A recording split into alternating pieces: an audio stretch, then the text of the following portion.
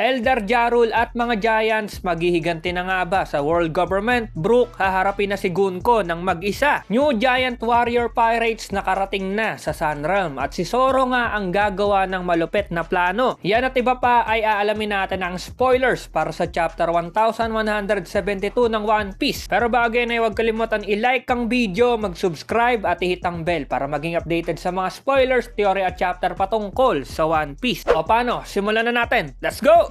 Konting recap lang sa nakaraang chapter. Doon nga ay talagang natapos na ang flashback ni King Harald. Aftermath to nung nangyaring pagpigil ni Loki kay Harald. Nalungkot nga sila Shanks, Gaban at Eldar Jarul sa pagkawala ni Harald at galit na galit nga si Shanks dito dahil kung maaga-aga lang daw siya na nakipag-usap kay Harald ay napigilan niya to at hindi ito namatay. Si Loki naman ay sobrang malungkot din dahil siya nga mismo ang tumapos sa tatay niya at gusto pa ngang gumanti ni Loki kay Imu dahil sa nangyari. Nabalik tayo ulit sa present at nalaman nila Hyro din ang totoong kwento na si Loki ay inosente at siya pa mismo ang nagligtas sa Elbap. Dahil dyan ay tuluyan nang nakawala si Loki at itong sila Hyro din ay pumunta na nga sa Sunrealm. Pero nagpaiwan sila Loki at Luffy dahil dumating nga itong Draugr at hinarap nila to. Nag-warm up muna si Loki para nga sa laban ang paparating. Dito na pinakita ni Loki ang kakayahan niya at namangha nga si Luffy dito. Dahil ilang segundo lang tinapos agad ni Loki ang Draugr. Yan ang mga nangyari sa nagdaang chapter. Neto kaya ano ang mga posibleng mangyayari sa parating na chapter? Alamin natin. Ang title para sa chapter na parating ay This is the Elbap that I love. Mukhang yung speech na yan ay para sa labanan na parating. Nga pala halos ilan sa mga predictions natin nung nakaraang video ay nandito sa spoilers. Kaya nakaka-excite yung mga malalaman natin. Ito na ang spoilers. Ayon dito ay mostly na matutunghayan natin ay mga update lang sa mga bida natin. Kung ano na ang ginagawa nila during na nasa ibaba pa sila. Luffy, kung nasan sila nakapwesto at mga plano nga nila sa mangyayaring laban. May mga mapa nga daw dito na ipapakita at ano talaga ang sitwasyon. Doon sa Sunrealm, sinabi nga dito na itong si Eldar Jarul ay nagkwento na sa mga Giants. Nireveal na ni Eldar Jarul kung anong nangyari nung araw na namatay si King Harald. Pinaliwanag na niya sa mga Giants ang katotohanan at bakit si Loki ay talagang inosente sa nangyari. Hinikayat na din ni Eldar Jarul ang mga Giants na mag-aklas na at labanan itong world government dahil sa ginawa nila sa Elbap at sa hari nila na si Harald. Dahil nga nalaman na ng mga Giants ang katotohanan ay syempre pumayag agad sila sa sinabi ni Eldar Jarul na lalaban silang lahat dahil puro kalokohan at kasamaan ang ginawa ng world government sa kanila. Sa wakas, nagsalita na din si Eldar Jarul. Ang tagal ding tumahimik ng mga to. Yan sila Gaban, sila Shanks dahil nga sa nangyari. Saka request din kasi to ni Loki na siya ang sisihin para hindi mabahira ng masama si King Harald. Pero buti na lang nagsalita na si Eldar Jarul at nalinawan na ang lahat. Maganda din na panimula to kay Loki para pagdating nila sa Sunrealm ay welcome na siya. Dahil ang mga Giants ay nagkaroon na ng pagkakaisa na lumaban sa mga God's Knight ay syempre itong mga dayong God's Knight ay malamang naramdaman na din nila na gano'n na nga ang nangyayari. Kaya itong sila Gunko, Summers at Killingham ay naghahanda na rin sa mangyayari. Dahil alam nila na malaki ang laban na magaganap ngayon sa Sunrealm. Sa kabilang banda naman, itong mga bida natin na sila Jinbei, Nami, Usopp at Robin ay mga nakatali pa rin sa ability ni Gunko. Si Jinbei may biglang nakwento at sinabi na itong si Brook daw may naalala nga daw at nagmamadali itong umalis doon na mukhang may pupuntahan. Hindi nga daw makikita si Brook sa chapter na to. Mukhang naalala na ni Brook si Gunko at baka sa mga parating na chapter makita na natin kung ano talaga ang koneksyon ni Brook at ni Gunko. Dito na tayo sa last panel. Sabi na itong sila Hyro din at si Zoro ay nakarating na sa Sunrealm at saktong lumapag sila doon malapit sa kung saan nandun din ang mga Giants na nadome reverse ni Imu. Nagulat nga ang mga bida natin. Sabi pa nila Hyro din na kapag nahuli daw sila ng mga Giants na yon ay tapos na daw sila. Alam na agad nila Hyro din na hindi nila kakayanin nang bigla-biglang atake itong mga nadome reverse na Giants. Saka kasama pa nga pala ng mga yon sila Dory at Brogy. Kaya mahirap labanan itong mga to. Talagang dapat mag-iingat sila Hyro din. Saka baka kasi madome reverse din sila. Dahil doon sa sinabi ni Hyro din ay nang marinig yon ni Zoro, sinabi nito agad na wag daw mag-alala sila Hyro din. May plano daw siya. And end of the chapter, no break next week. Okay, isang malupit na spoilers ang nalaman natin at ayun, may mga update tayo sa mga bida natin. At na-reveal na ni Eldar Jarul ang katotohanan sa mga Giants na inosente si Loki. Pinaghahanda na rin nito ang mga Giants sa paglaban doon sa mga God's Knight. Nakarating na rin sila Hyrodin at Zoro sa Sun Realm. At may plano nga sila kung paano lalabanan itong mga Nadome Reversi na Giant. Nakaka-excite. Antay lang tayo sa full chapter. Malapit na yan. Salamat sa pagnood at see you sa next video. Over now.